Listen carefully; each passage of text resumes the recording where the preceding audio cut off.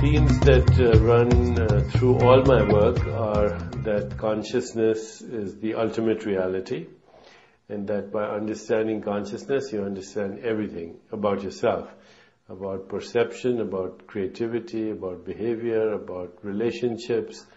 So by understanding consciousness you have the ability to create anything in your world, and you have the ability to influence also the collective consciousness to not only bring about personal healing but social transformation, and ultimately healing our planet, which happens to be extremely wounded. So in the Upanishads, which includes the Bhagavad Gita, they say, know that one thing by knowing which everything else is known, and that one thing is consciousness.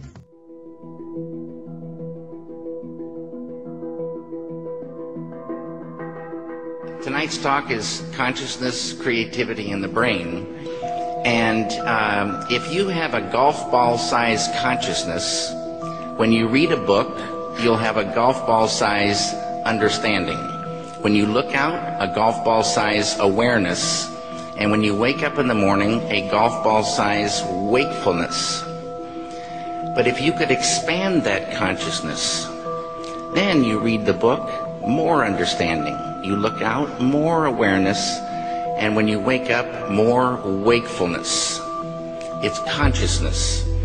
And there's an ocean of pure, vibrant consciousness inside each one of us. And it's right at the source and base of mind, right at the source of thought, and it's also at the source of all matter. There is no matter as such.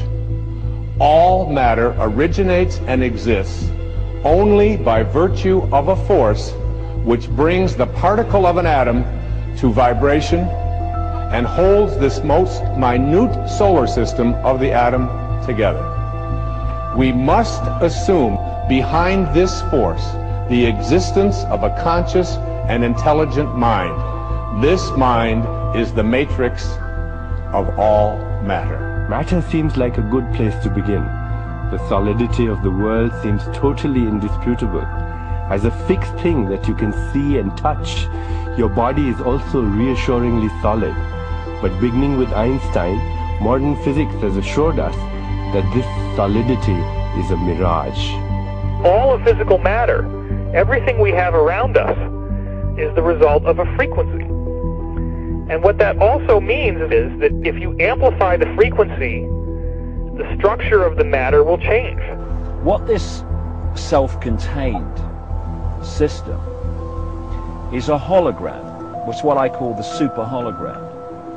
Everything within it is an expression of that hologram. This is one of the great characteristics of a hologram, is that every part of a holographic picture is a smaller version of the whole. It's as if reality is so connected that when you look at one small part, you can see things about other parts. That the entire whole is contained in the part.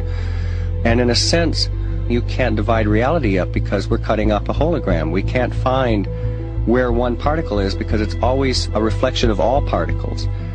In a hologram, the whole pattern is whole and complete unto itself. And if you were to take any little portion of this whole out and examine it closely, you will see the entire pattern repeating itself again and again and again. Anywhere in this pattern, if we were to change one little aspect on any one of these little holograms, that change would be reflected throughout the entire system. Quantum physics has revealed what ancient masters knew. Matter does not exist. The concept of substance arose from the philosophy of Aristotle, and from that concept came science's conception of matter. The fact of the matter is that the substance of the universe is consciousness. Belief that the substance of the universe is matter leads to what I call a fear-greed dichotomy, as people in their quiet desperation attempt to accumulate as many material possessions and riches as possible. In fact, the substance of the universe is consciousness. Therefore, it is behavior that is important. If you get into the realms of fear, fear is a very slow, dense, vibrational state. And the more you embody fear, and the whole of this manipulated society is globally is structured to make us fear, to make us have stress, to make us worry about tomorrow, and have guilt about yesterday, and forget about now. It brings us into a slow vibrating dense state. We should be very careful about what we believe about the future. The more you attach to a belief system, the more, if reality is holographic, you're helping create it by believing it. And you know, the great clairvoyant Edgar Cayce said that our every thought, that reality is built out of thought, and our every thought starts to build reality, and we're like, every thought is like a spider, we're like spider spinning web, and that web starts to build and build. Information is the key, because this matrix, this illusory reality that we think is real, people say to me, what is the matrix? Answer, it's information. Information creates fractals. As information flow increases, the number of fractals, mathematically speaking, increase. This was demonstrated by a mathematician named Theodore Gordon. Fractals are unpredictable functions, so things are becoming more and more unpredictable. When you start getting into fractals and chaos theory, when you look at it in terms of a society, this is where it starts to cross over into the so-called Illuminati or the negative elite, the world leaders with their philosophy of order out of chaos. There is some truth to that, in the sense that when the system becomes highly destabilized, there will be random shifts that suddenly self-organize into higher complexity. At the subatomic level, reality behaves in accordance with the expectation of the observer, or the measurer, the scientist. Why is that remarkable? Because everything in the universe is composed of those subatomic particles. These atoms are particles that are whirling at lightning speeds around huge empty spaces, and the particles aren't material objects. They are fluctuations of energy and information in a huge void of energy and information. What the science now is showing is that when you can change the field that the atom is in, you change the atom. And we're made of those atoms. So when we have feelings in our hearts, we're changing the field that connects the stuff everything is made of, and we literally are altering our physical reality. Once you establish the reality we live in, and the nature of what the physical body is, it's a biological computer, and the nature of what we are, which is consciousness,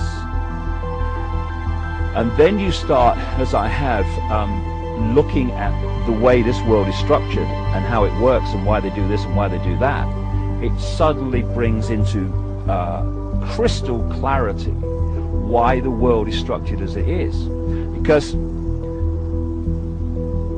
you know, people look through their eyes and they think this is the world, but it isn't. It's a tiny, tiny frequency range within an infinite energy field of infinite frequency ranges.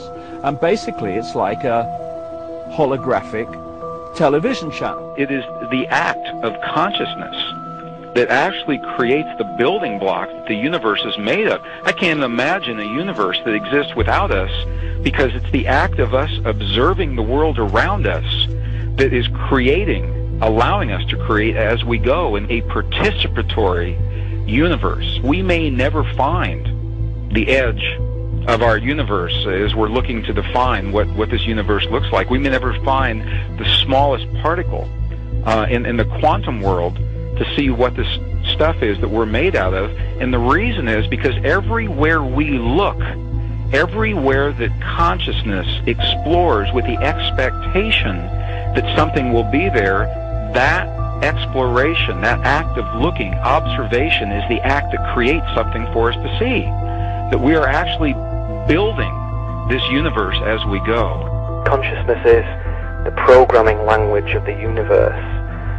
We are consciousness conductors. That's what we do. That's who we are. Consciousness comes through us. It emanates from us. We are the creators. We are the ones who are targeted on this planet because we are the ones who transmit the reality just like everybody else does. If you switch your brain off and you are sucked into the mainstream media illusion, we must understand that we are being used because we create reality. So if we are manipulated in a certain way, and if we are modulated in a certain way, then our creation becomes not ours but somebody else's. And what happens if we all do it? Everyone in this room decides to take control of reality. I'm talking about reality, I'm talking about quantum physics, I'm talking about taking control of things from the quantum level up, from the molecular level up, and it works. One of the things we're actually dealing with is as I say, some kind of operating system that can be hacked using words. The world is like a ride at an amusement park, and when you choose to go on it, you think it's real, because that's how powerful our minds are. And the ride goes up and down and round and round. It has thrills and chills, and it's very brightly colored, and it's very loud, and it's fun for a while. Some people have been on the ride for a long time, and they begin to question, is this real, or is this just a ride?